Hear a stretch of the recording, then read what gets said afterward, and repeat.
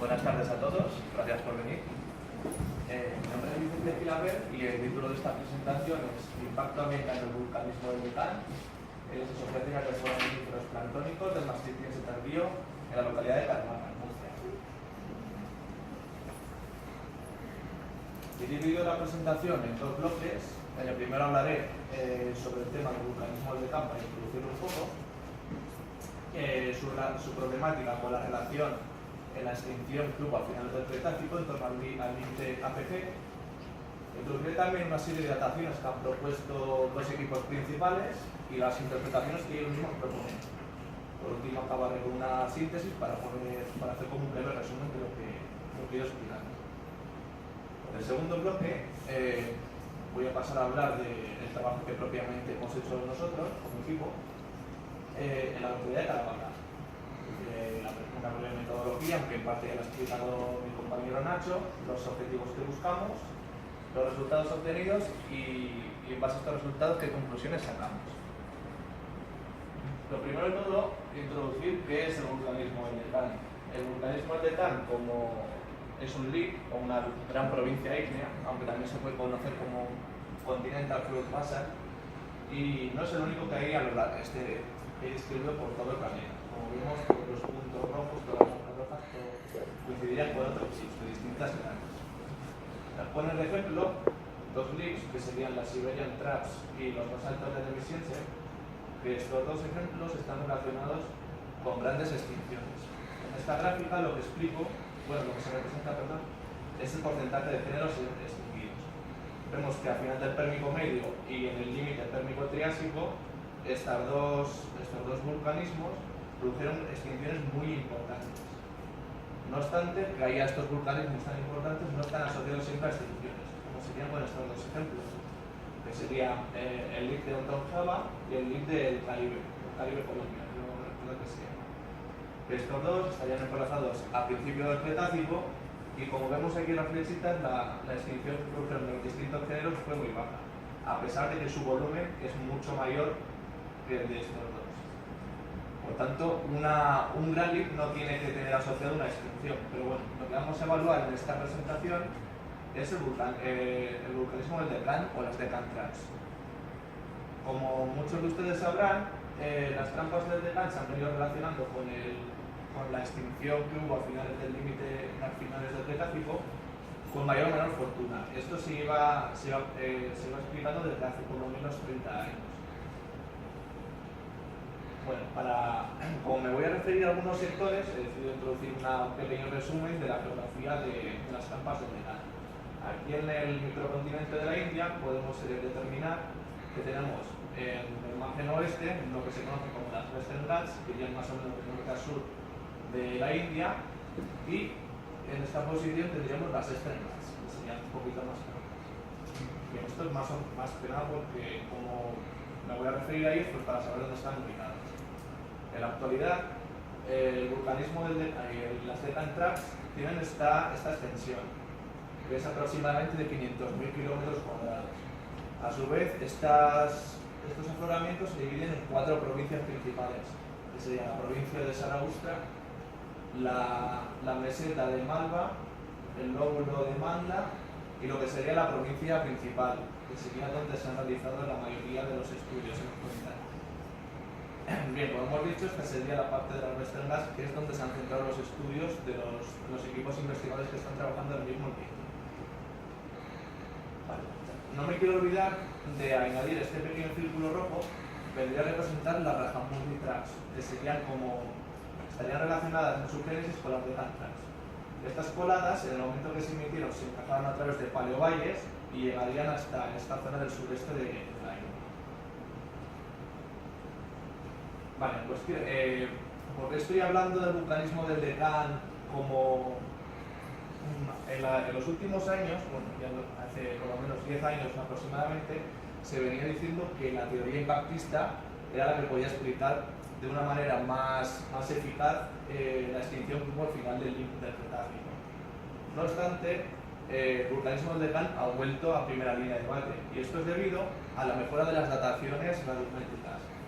Esto lo que ha permitido es ubicar hasta un 80% del volumen emitido durante este volcanismo en menos de 1 millón de años en torno al límite KPG. No obstante, a pesar de que las dataciones han mejorado mucho, sigue habiendo muchas incógnitas.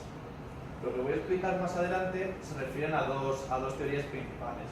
La primera sería que este porcentaje del volumen se emitió en su mayoría antes al límite KPG, tal cual lo ha definido Nacho, o sea, con el nivel de eyecta, que lo marcaría. Y la segunda teoría vendría a explicar que fue el impacto de Chicxulub el que desencadenó este volcanismo tan anormal en un periodo de tiempo tan corto.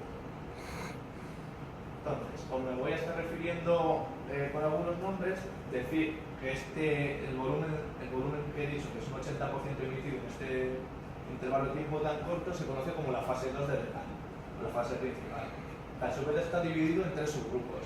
Sería el subgrupo Calçobai, el subgrupo Lonavala y el subgrupo Bai. A su vez, estos subgrupos se dividen en las siguientes formaciones. Tienen nombres curiosos, pero bueno, decir que me voy a centrar sobre todo en la Mahabaleshwar, Amenali, Podatpur y Buse. Aquí vemos un espesor que es el que refleja la columna estratigráfica que levantaron el equipo dirigido por el doctor Chone, en los que se incluyen los doctores Heller y Arad, entre otros. Bien, como he dicho, es una columna aproximadamente de 3 kilómetros de espesor de poladas basálticas. Lo que hizo este grupo fue realizar una serie de dataciones en base al plomo-uranio en circones aislados de las cenizas volcánicas que se depositaron en los paleosuelos rojos que van entre polada y polada basáltica. En base a esto, obtuvieron las siguientes dataciones absolutas, con un margen de error bastante bueno. Bien, observamos que las dataciones obtenidas van desde 65,53 a 65,66 millones de años para las dos últimas formaciones basálticas. Bien, nos queda un poquitín lejos todavía la posición del límite KPG y no tienen dataciones fiables de estos intervalos. De este intervalo en concreto no tienen dataciones. Si bien pudieron realizar unas dataciones con bastante fiabilidad de la primera formación de la fase 2. Por tanto, no podemos determinar mediante dataciones geocronológicas, pero con las dataciones que realizaron en base al paleomagnetismo sí que pudieron recalibrar la duración del PROM 29, que serían unos 736.000 años. Entonces, esto lo que les permitió fue decir que el vulcanismo del Deccan dura menos de este millón de años, que sería aproximadamente 750.000 años. Bien, como he dicho, en base a las dataciones radiométricas no consiguen determinar la posición del límite Cretácico-Paleógeno. Pero, como había introducido anteriormente, la posición de la Rahamurdi-Traps, la doctora Keller pudo realizar unos estudios bioestratigráficos con foraminíferos planctónicos en una serie de niveles intercalados entre estas poladas basálticas que sí que se habían depositado en medios marinos, por tanto por un registro paleontológico. En base a eso, proponen que el límite KPG se encontraría aproximadamente entre la formación Podatpur y Amenali o quizás entre alguna de las poladas basales de la formación Amenali. Bien, ese mismo año, otro equipo de investigadores, en concreto el equipo de René y de Richards, propusieron una serie de nuevas dataciones basadas en el método Arbón-Arbón. Bien, Paul René obtiene una serie de dataciones que vienen a arrojar edades parecidas para las mismas formaciones que el equipo de Keller. Y Richards lo que propone es una recalibración usando esta misma técnica de dataciones de otros autores, de dataciones antiguas. Lo que obtiene es edades principalmente post-KPG para las formaciones del subgrupo Bai, que hemos dicho que es el más alto, y bueno, no ha conseguido dataciones del subgrupo Lonavala, al igual que el equipo anterior, y para el subgrupo Calçobai lo que obtiene son edades principalmente pre-KPG. Hay que decir que el margen de error es bastante alto en estas dataciones, pero que aún así la mayoría seguirían quedando en una posición post-KPG y pre-KPG. Vale, en base a esto y a otras evidencias que voy a introducir ahora, ellos colocan el límite KPG en una posición tal que así, que sería entre el subgrupo Lonavala y el subgrupo Bai. ¿Qué evidencias proponen estos autores? Pues la primera de ellas es el volumen estimado de estas coladas basálticas. Observamos que para los subgrupos inferiores, como Calzuay y Lonavala, lo que sería el volumen emitido es bastante bajo en comparación con el subgrupo. Aquí tenemos unos números que vendrían a representar ese volumen. Serían 106.000 kilómetros cúbicos para el subgrupo inferior, 34.000 para el subgrupo Lonavala y 439.000 para el subgrupo superior. ¿Esto qué significa? Que más del 70% se liberaría en este grupo. ¿Qué otras evidencias hay? Pues por ejemplo, en la orientación que tienen los diques. Los diques en el subgrupo Calzuay se observan de una dirección norte-sur que estarían asociados con dinámicas extensionales oeste-este. Sin embargo, en el subgrupo Bay lo que vemos es una distribución caótica, porque podríamos asociarlo a un vulcanismo más explosivo, más violento. Otra evidencia es lo que proponen en cuestión de su composición geoquímica, en base al neodimio. Observamos que para el subgrupo Calzuay la afinidad es una mezcla entre valores próximos a valores de corteza o de mezcla, mientras que para el subgrupo Lonavala son más próximos a la corteza, mientras que en el grupo Bay lo que tenemos es sobre todo afinidades más mantélicas. Esto quiere decir que estos magmas, estas coladas que se emitieron, permanecieron menos tiempo en las cámaras magmáticas, tuvieron menos tiempo para interactuar con la corteza. Lo podríamos entenderlo como un vulcanismo quizás más rápido o que se liberó más de golpe. Bueno, ya para sintetizar, decir que el equipo liderado por Chone y et al. en 2015 propone una duración de esta fase principal de unos 750.000 años. El límite KPG estaría dentro del grupo Bay, que sería el grupo superior, en concreto entre las formaciones Polaturia y Menali, que estiman que se liberaron 1.300.000 kilómetros cúbicos de coladas basálticas, que sería el subgrupo inferior, el subgrupo Calzuay, el más voluminoso. Por lo tanto, al ser más voluminoso, de alguna manera tuvo que contribuir a la extinción, y que fue el impacto de Chicxulub el que sobre un ecosistema dañado por este vulcanismo intenso daría el golpe final, provocando la extinción del límite KPG. Y por otro lado, los equipos de Richards y René lo que proponen es una duración de la fase principal igual, 750.000 años, pero ubican la posición del límite KPG en base a otras evidencias entre el subgrupo Lonavala y el subgrupo Bay, más en concreto entre las formaciones Buse y Polaturia. Ellos estiman que se emitieron 600.000 kilómetros cúbicos, que el subgrupo superior, el subgrupo Bay, sería más voluminoso, y que esta emisión post-KPG lo que realmente afectaría sería en un retraso en la recuperación de los ecosistemas. Por tanto, ellos proponen que el impacto de Chicxulub fue el desencadenante del vulcanismo. Bueno, una vez introducido esto, vamos a pasar un poco a lo que hemos realizado nosotros propiamente. Nos alejamos un poco de la India para irnos a España, en concreto a la provincia o a la región de Murcia, en el sureste de la península, y más en concreto a una población llamada Caravaca de la Cruz y que tiene cerca una sección que se conoce como el Barranco del Redero. Este Barranco del Redero tiene un afloramiento excepcional del límite Cretácico-Paleo. Aquí observamos una panorámica de cómo sería el afloramiento, que en cierta manera me quiere recordar al del Quer, pero bueno, lo que quería mostrar es la posición que tendría el límite Cretácico-Paleo, así a grosso modo, y decir que sería un afloramiento excavado en barrancos en litologías muy blandas. Vale, por poner un poco en valor la sección, decir que la sección de Caravaca es una de las 5 más completas que hay en el mundo. Si bien, como ha dicho Nacho, la arcilla del límite no está tan expandida, tendríamos aquí aproximadamente entre 6 y 8 centímetros, en comparación con los 50 a 150 de estas secciones, pues puede parecer poco. No obstante, como he dicho, es muy completa. Y tiene el honor de ser donde se definió la primera biozona del Paleoceno, así como donde se identificó por primera vez el lecho de Eyecta, que contribuyó a fundamentar la teoría impactista. Bien, aquí vemos un pequeño detalle donde veríamos este nivel un poquito rojo, perdón por la imagen, que sí vendría a representar el nivel de Eyecta.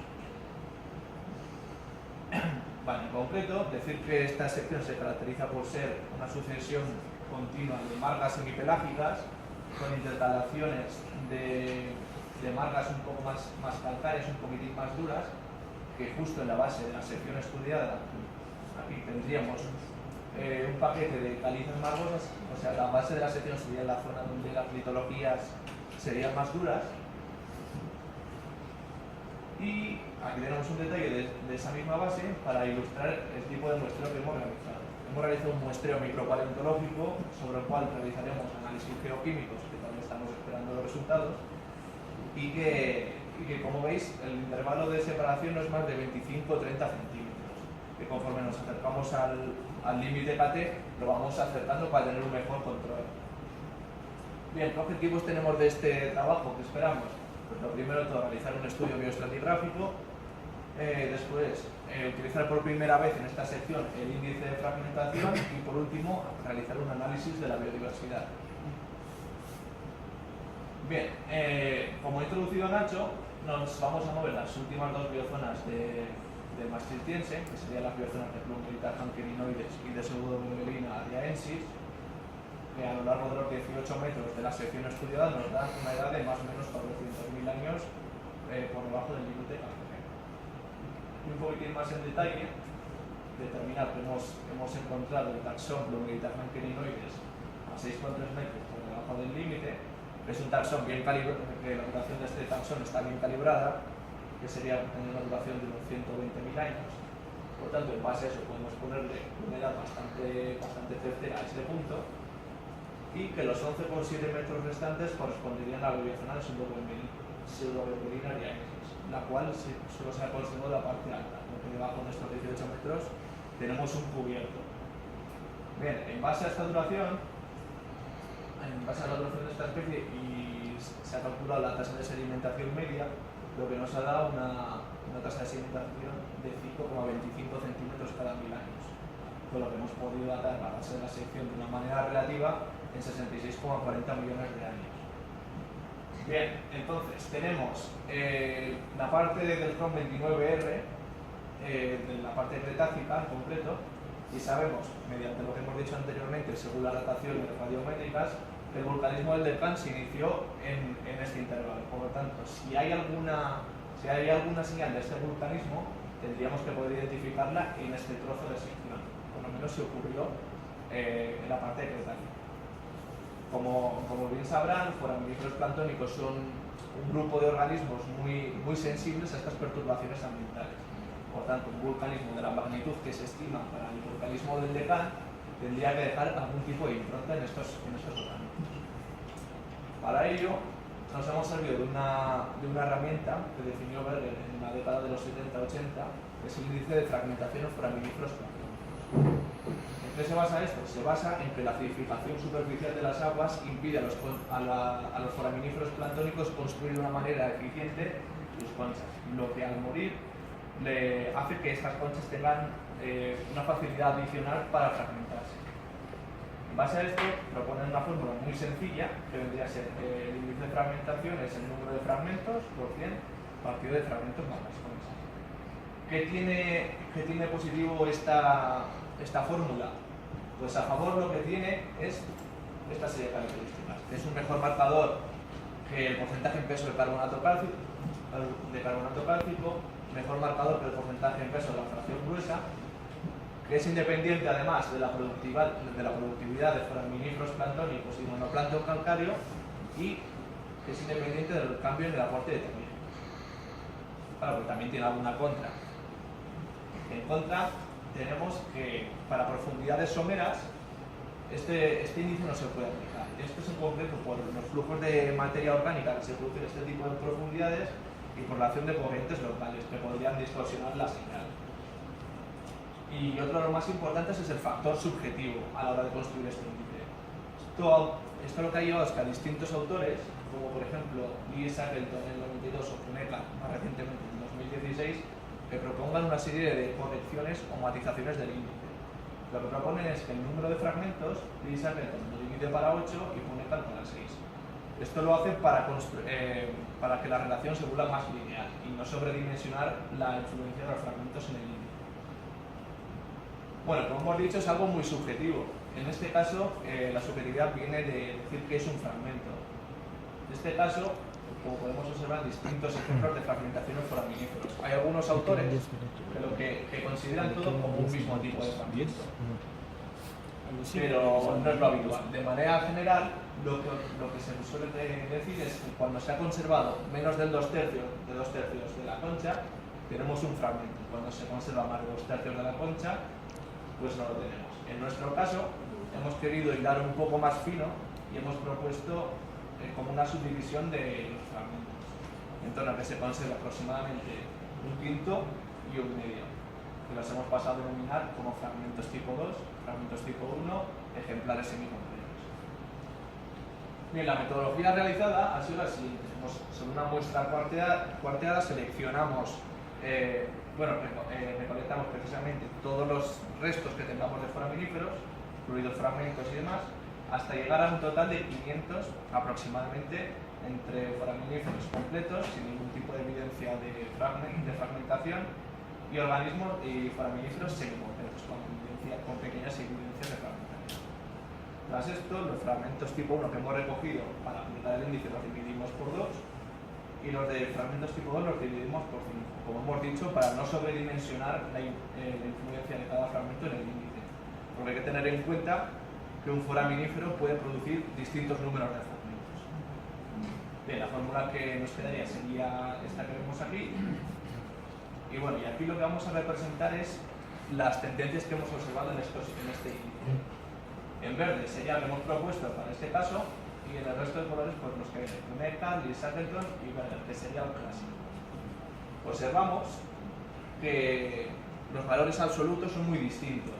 O sea, tenemos valores entre el 5 y el 30, o 60 y 10, son muy distintos. Pero lo que hay que fijarse realmente es en las tendencias. Observamos que tenemos los mismos picos repetidos prácticamente con sutiles variaciones, pues las tendencias son muy parecidas, aunque hayamos usado distintos índices. Por tanto, nos hemos basado en el índice clásico de Berger, que es el más utilizado generalmente, y que propone que cuando tenemos más de un 40% de fragmentación, estamos en condiciones de una elevada acidificación de las aguas. Por tanto, en base a eso determinamos dos episodios de elevada acidificación, que sería el estudio de la concentración. Como he dicho, en base a la tasa de sedimentación promedio, podemos datar relativamente el inicio y el fin de estos intervalos. Como vemos, el primer intervalo estaría ubicado entre 66,286 millones de años y 66,337 millones de años, con dos máximos en 66,280 y 66,286 millones de años. Serían dos intervalos muy cortitos y muy juntos. ¿Qué tiene de interesante esto? Que coincide en el tiempo con el inicio de la fase principal del decano. Vale, tras esto tenemos un nuevo episodio de acidificación, que iría desde los 66,128 millones de años, que sería justo por debajo de la última biozona de Maastrichtiense, hasta 66,183 millones de años. Vale, en nuestro caso hemos estudiado, estoy empezando mi tesis y solo he podido estudiar una sección. Así que acudiendo a la bibliografía, pues he encontrado que otros autores que usaron el índice de fragmentación, en este caso sería Kucera en 1997, determina en sites realizados en el Atlántico Sur, o sea, bastante alejado de la población que hemos estudiado, índices de acidificación muy similares. Como vemos, por encima del cambio de Cron, al igual que en nuestro caso, tenemos una banda que representaría índices de acidificación elevados. Como vemos, aquí en una línea discontinua está marcado el 40%, que es el que se usa habitualmente para determinar una elevada acidificación y una acidificación moderada. Por encima parece haber otro nivel de acidificación, aunque en este caso, por ejemplo, no tiene ninguna muestra, pero es un poco más ambiguo. Pero lo que quiero resaltar en este caso es que la tendencia de la acidificación es aproximadamente a menos, conforme nos acercamos al límite del Cretácico Paleolítico. Esto es otro ejemplo de un trabajo más reciente, que sería el trabajo de Geneham en 2016, y ocurre lo mismo. Tenemos una señal de aumento de fragmentación, aumento de acidez de foraminíferos planctónicos justo por encima del cambio de Cron. Luego, la señal de encima es un poquito más, no está tan clara, pero lo que sí que está claro es nuevamente que la fragmentación disminuye conforme nos acercamos al límite. Vale, hemos visto que que parece haber una acidificación, pero esta tiene una repercusión en las asociaciones de foraminíferos planctónicos. Bien, he dividido, para hacer más visible esta gráfica, en tres principales grupos, que sería la línea verde, el grupo de los foraminíferos tipo generalistas, la roja de los tipos especialistas, y en azul un tipo de generalistas que además prolifera en condiciones de baja oxigenación. En este caso, primer intervalo de elevada acidificación, lo que tenemos es que en el momento que alcanzamos el primer pico de acidificación, las curvas de especialistas y generalistas comienzan su inversión. Por tanto, podríamos decir que aquí hay una perturbación climática. Observamos que los generalistas tienden a seguir subiendo, de igual manera que el índice de fragmentación se dispara y los especialistas se mantienen muy bajos. O sea, así como los heterolípidos, que sería este grupo, el que he dicho que era de baja oxigenación, se mantiene alto. Después de esto, ¿qué tenemos? Tenemos una caída de los generalistas y de los especialistas. Sin embargo, los heterolípidos se mantienen altos. Esto podría traducirse realmente a que después de esta perturbación las aguas perdieron muchísima oxigenación, lo que favoreció la proliferación de estos organismos. Tras esto, observamos sobre todo que las curvas se vuelven muy inversas.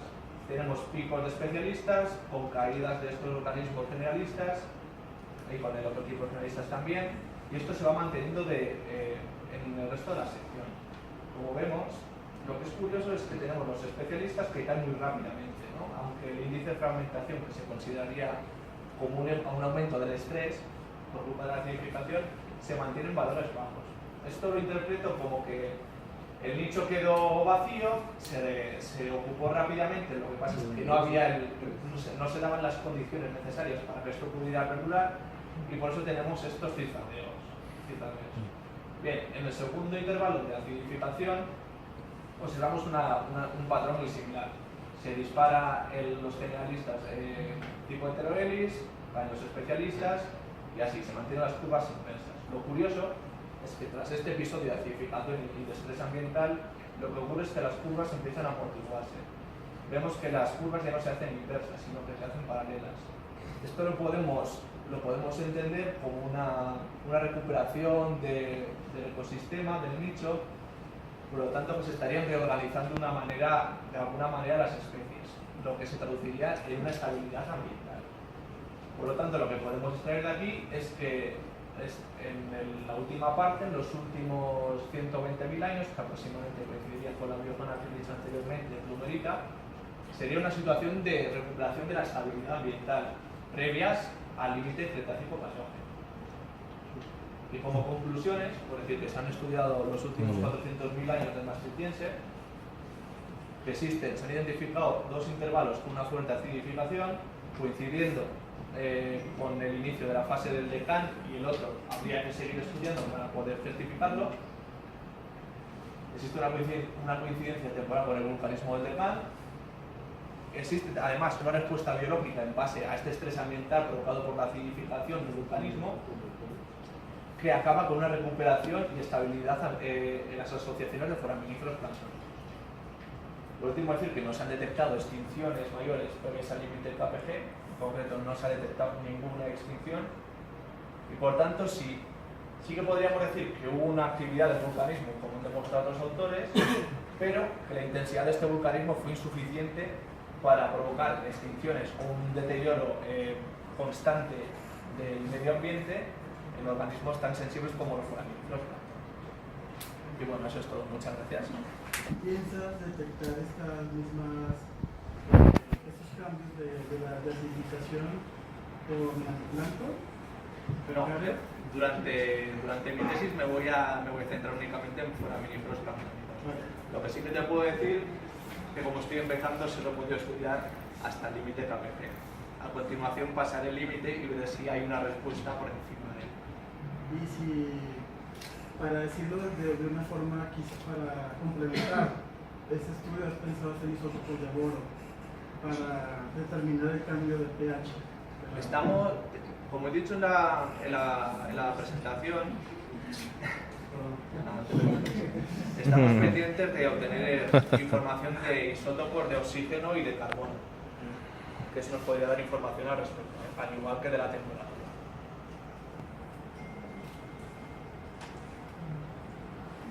otra pregunta. Si los resultados preliminares que tienen te permiten apoyar una u otra hipótesis.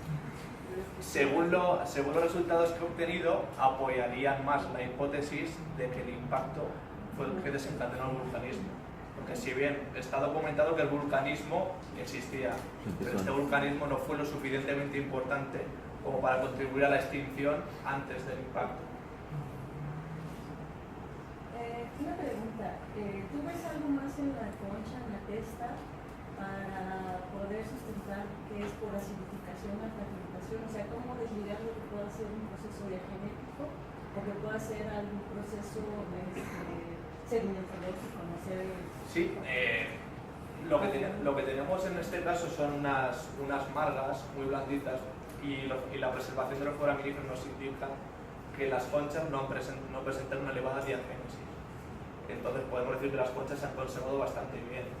Lo que sí que te puedo decir es que la fragmentación se ha usado más comúnmente en sedimentos más recientes, donde es mucho más fácil determinar que no ha sufrido ningún tipo de diagénesis. Por eso pretendía aplicar estos factores correctivos para no sobredimensionar esto. Pero sí, más o menos.